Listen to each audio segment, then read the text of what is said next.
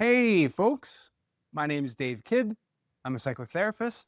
And this, as you know by now, is my podcast, the I Am Podcast, Internal Art Museum, where I take images that I use every day with my clients in counseling, and I bring them to you in hopes that they might help you as well. And joining me as always is my lovely sidekick, Lily. Lily, can you please tell me your favorite season of the year? That's like the one question that I don't want to answer. Okay. And as always, I'm joined by my lovely sidekick, Lily. Lily, if I wanted to pluck my eyebrows, how would I do it? Tell me in 5 seconds or less. Get Rosie's tweezers because they work really well, and then also use men's beard dye, and then you can dye your eyebrows. And then they'll be darker so people can see them. Okay, that's 10. Okay, sorry. I stopped listening after 5. Okay. So whatever you said after 5 seconds, that's what I'm doing. Okay. So you're going to get Rosie's tweezers? I guess so. Okay. Okay. She has the best ones I've ever used. Really? Okay. Do you think I need to tweeze my eyebrows? No. Pluck them? No. Pluck them? No. No? I'm going to say pluck them a lot this podcast. Okay. Pluck them. That's kind of a nice word. Yeah. If you don't like someone, right? True. Okay. Okay. So, have I introduced you enough? I think so. Okay, good. Okay. All right. So that's the podcast. That's me, and that's Lily. All right. Can we get serious for a second? All mental health boils down to one question. What's the point? What is the meaning of life? All the strategies and interventions regarding anxiety, depression, low self-esteem, stress management, relationships are useless if we can't answer that question. So today, we're going to answer that most important question. And we're going to do it by looking at our hands. I want you to imagine the meaning of life as both your hands in perfect alignment. Let's explore.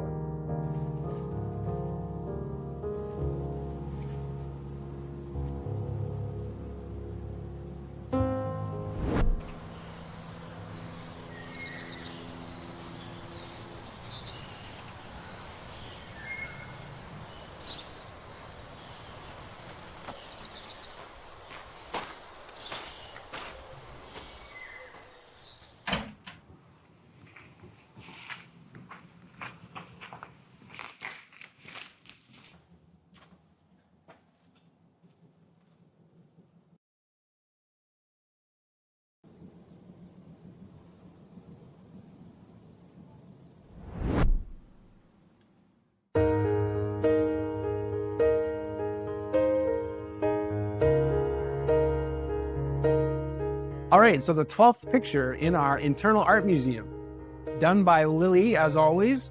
So here we've got this hand alignment thing going on, right? And we've got a right version of it, and we've got a wrong version of it. When our hands match up, somehow, and I'm going to tell you why, somehow, this is related to a meaningful life. And this isn't. So this episode is going to be all about meaning. So first, I'm going to introduce you to a man that knows all about the meaning of life, after finding it in the most horrible, traumatic situation imaginable.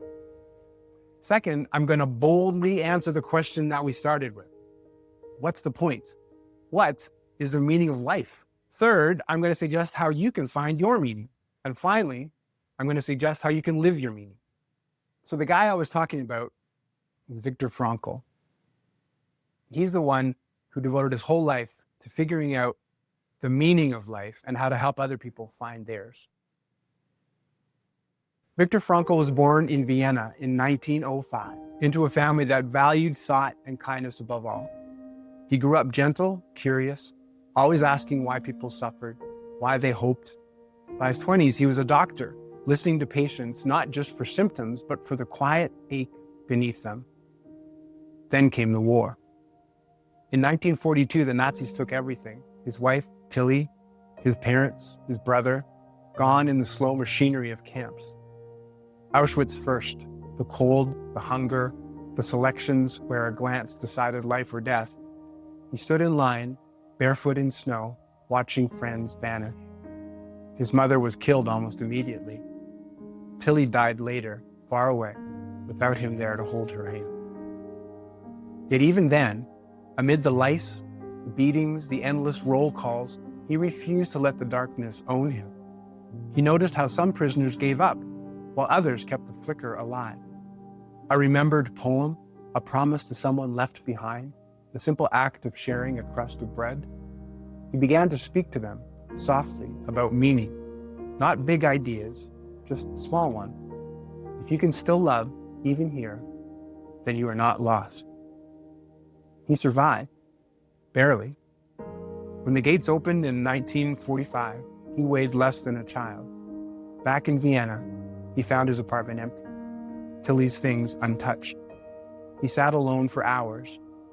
Then he wrote, 9 days, no sleep, pouring out what he'd seen, that suffering is inevitable, but how we meet it is ours. He never raised his voice about it. He taught, he remarried, he lived quietly until 1997, and always, when people asked how he endured, he'd say, almost shyly, I didn't. I just kept choosing to care.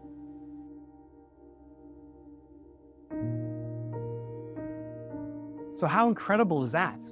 Like, can you imagine being in that situation and not losing hope? I'm not sure that I can. But Viktor Frankl did. And what's amazing is he had no control over his external circumstances. Whether or not he lived or died or ate or starved or got sick, none of this was under his control. Yet somehow he figured out how to be the person he needed to be, despite all of that. And that's what's so inspiring. Really, it takes away any excuse that I have for not being the person I need to be. So here's how he was able to be the person he needed to be, even in the middle of all of this evil. This is a quote right from his book, Man's Search for Meaning. There were always some who collapsed on the march.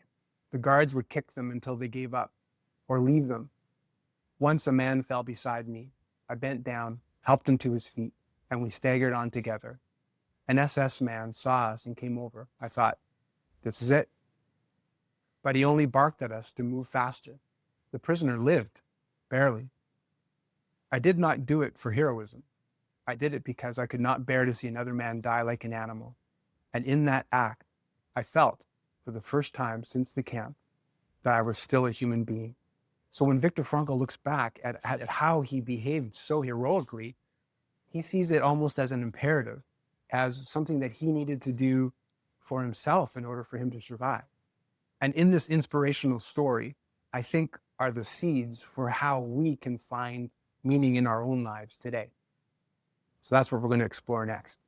And so now we have an example of a man who lived a meaningful life and nothing could stop him. So let's then turn to the question of what meaning is. What is the point? What's the meaning of life? So I tackle this question a lot in counseling because, as I said before, I think it's the most important question. Here's how I see it. I believe that we're all born with this internal standard, this thing that we have to live up to. And so this stands for the person that we need to be in order to feel good about ourselves. And then this other hand is going to be the person who we are in real life, day to day. And so if who we are matches up with who we need to be, we feel right. It's really hard to describe the feeling because it's not necessarily happiness, but it's a feeling of rightness. And if those don't line up, if the person who I am doesn't match the person I need to be, I don't feel that right feeling. And that's a haunting feeling. We can't escape it. We can travel to Australia. If you're in Australia, you can travel to Canada. If you're in Canada, you can travel to Switzerland. And you won't be able to escape this reality that lives within you that you're not right with yourself. So it's important to figure out how to get right with yourself, with this internal standard. I believe the meaning of life is getting right with that internal standard. So as a Christian, I believe that this internal standard comes from God. But ultimately, I don't think it matters because this standard is going to be there haunting us all no matter what we believe. And ultimately, figuring out how to live up to this standard is going to make us feel fulfilled. So what this means then is the point of life is to live up to this internal standard, to be the person you need to be in order to feel good about yourself, to match those hands up. That's it. Now, there's a more important question. How do you do that? Right? So this is the third thing I'm going to talk about. I'm going to suggest how you can find this life. So this person that I need to be in order to feel good about myself, I believe it's composed of my values. So for example, I might have a value regarding honesty. I need to be honest. That's part of this person I need to be in order to feel good about myself. And so regarding that particular value, if I'm honest, then I'm in line with that value and I feel right related to that value. So great. So how do you find your values is the next question, right? I go through a little exercise with clients when we're looking for values. What I ask them is, imagine yourself on your 100th birthday and all the people in your life who are important to you are there, and it's magic. So your parents are there, your extended family is there, your friends are there, your own family. If you've got kids, your kids are there. And all of them get up one by one and tell the room what they value most about you. When you go through this exercise, I think the answers you come up with end up being your values. Okay, so Lil, you know what I'm going to ask you. So give me the top 5. Not things. top 5. Just Not- 5 that come to mind in 30 seconds. Okay, all right. Give me 5 things that you would like to hear people say about you at your 100th birthday that will represent your values. Go. Kind, wise, loving, selfless, strong in my faith. Okay. Awesome values. I'm happy with that list. Yeah. So again, there'll probably be more than that, but we're just going to go with 5 because I've just got 5 fingers. So living by those 5 values is you being the person that you need to be. And you match up and you feel aligned. And this brings meaning and purpose to your life. Your purpose in life is to be that person that you need to be to match up. That's it. So then the last thing we're going to talk about is how to live your meaning day to day. So you'll notice that Lily articulated her values in such a way that she doesn't need anybody else's help to achieve them. So kindness, kind. Can you imagine a circumstance in life where you couldn't live that value? Right? It's not possible. You could be homeless and you could be kind. You could be Elon Musk and you could be kind.